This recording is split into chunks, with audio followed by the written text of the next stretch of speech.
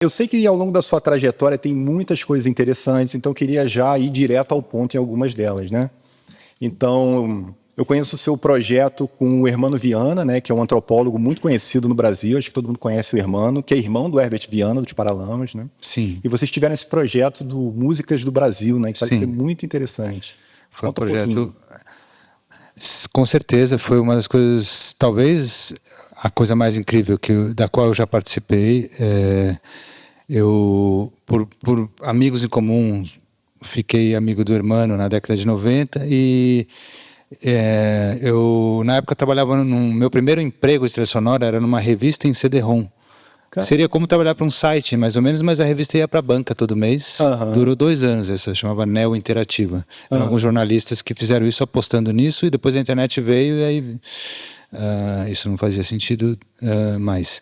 E eu fazia trilhas para essa revista, as matérias tinham com trilha, primeiro trilhas que tocavam na plaquinha MIDI. E eu fiquei com vontade de fazer um CD-ROM de ritmos brasileiros. Assim. Foi uma ideia muito... só com esse enunciado, não tinha tinha interesse em tudo, mas aí por amigos em comum conheci o Hermano, que quando me conheceu a primeira vez falou: e o nosso projeto? De cara. Aí Ele já sabia dessa sua ideia? Ele sabia dessa ideia por um amigo em comum e aí eu comecei a entender quem ele era e fomos ficando amigos, e ele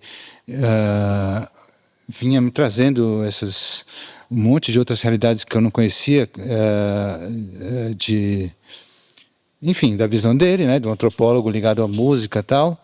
E a gente ficou 4 anos entre ele maturando esse projeto, pesquisando e de vez em quando conversando comigo, mas um projeto dele.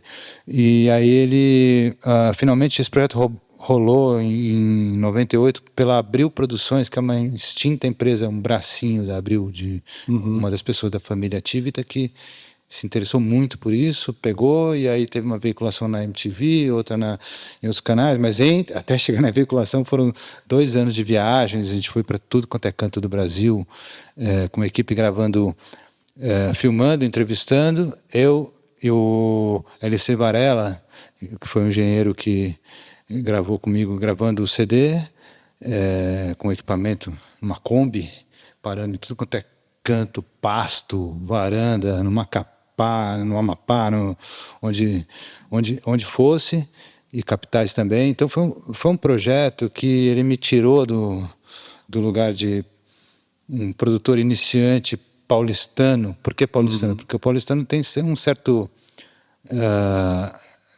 uma certa sensação de que tudo chega lá e tal, e muitas vezes não conhece o Brasil, conhece um Brasil como turista, conhece um pedacinho, tem uma visão sobre isso.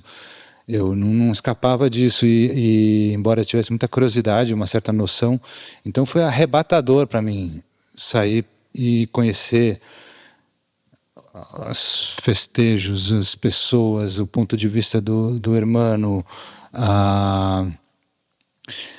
coisas relativas a...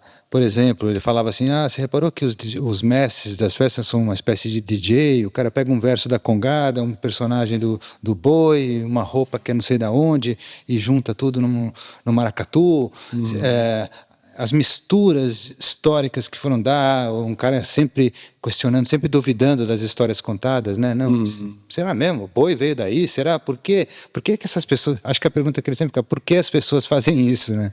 Por que você fica fazendo isso da sua vida? E por que você fica fazendo da sua vida uma coisa que é uma brincadeira, chama brincadeira, um brinquedo. As pessoas falam, você brinca maracatu, você brinca ciranda. Que legal. Brincante. E esse espaço da brincadeira ocupando um lugar crucial na vida. Um lugar mais importante, talvez, do que a vida não brincadeira. O carnaval é um exemplo disso. Quem vive para o carnaval, vive o ano para o carnaval.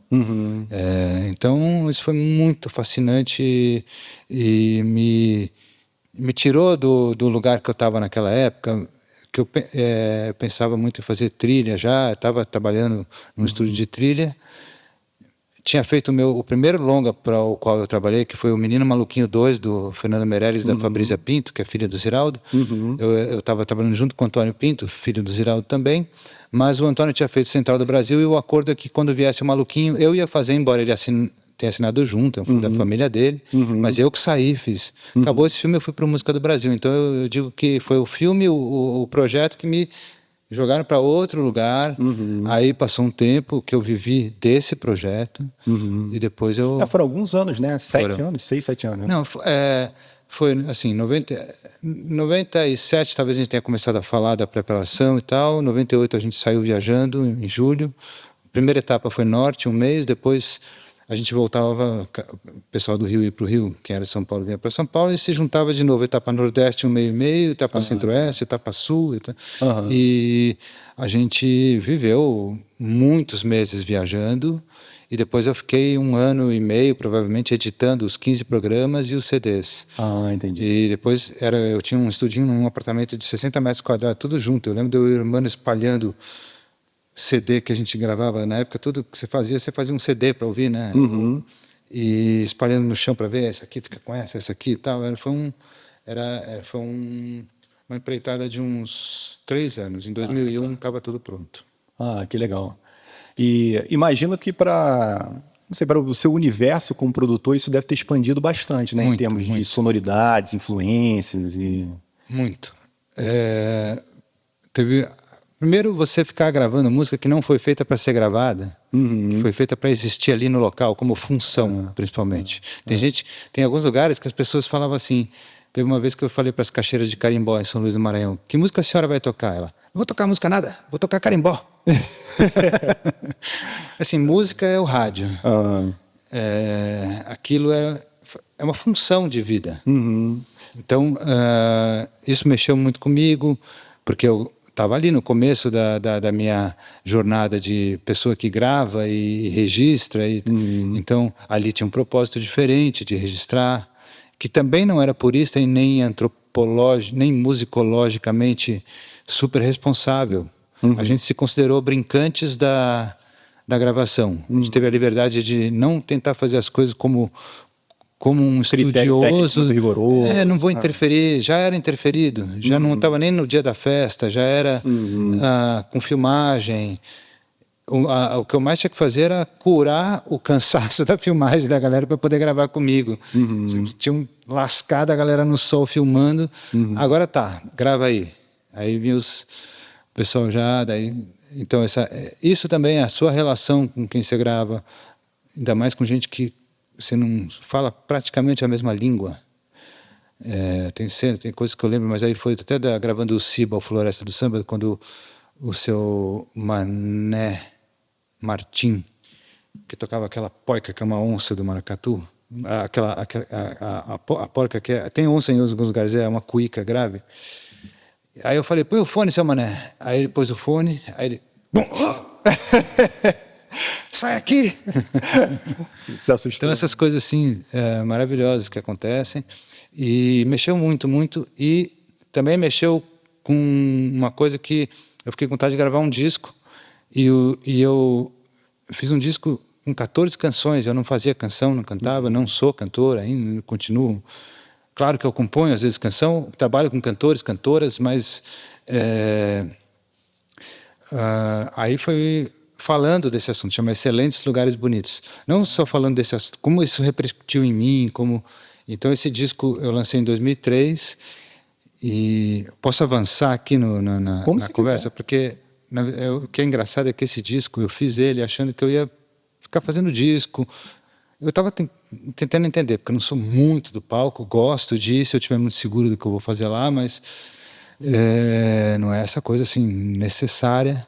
E aí eu fiz esse disco achando que ele ia me levar muito para esse caminho. Eu também estava começando a produzir com a Cel, ficando um amigo dela, a gente fez o primeiro CD, o primeiro disco dela, ia começar a fazer, já tinha produzido uma música com ela nesse momento, na minha casa e tal. E eu fiz um pocket show que tinha na época, na FINAC, e um diretor que trabalha na O2 apareceu lá, assim, no susto, viu o show, adorou, comprou 10 CDs e mandou para todo mundo. E aí eu comecei a ser chamado para fazer trilha de novo. Olha, que legal. E o Paulo Morelli me ligou, falou, queria usar 2 músicas suas no Cidade dos Homens. Aí eu já tinha trabalhado com trilha um tempo, ele falou, você não quer fazer a trilha? Vamos. E aí quando eu vi, eu embarquei nessa que eu estou até hoje, fiz alguns discos no caminho. Aí tem muita história no meio desse caminho, mas essa coisa talvez seja um disco que pouca gente conhece, mas que fez muita diferença para mim. A pouca gente que conhece é gente que fez diferença. Ele tem me ajudou a ser compreendido, talvez, em alguns momentos. E você estabelecer, talvez, uma linguagem sua, assim, Também, nesse sentido. também. E eu mesmo me surpreender com o fato que eu fiz canções. O primeiro show que eu fui fazer era um lugar em São Paulo que chamava Urbano, grande. Nossa, meu desespero de estar lá numa baladona gigante, assim, pá, frontman. E então foi muitas mexidas mesmo comigo que isso tudo deu, e eu considero que isso foi a música do Brasil que me sacudiu, assim.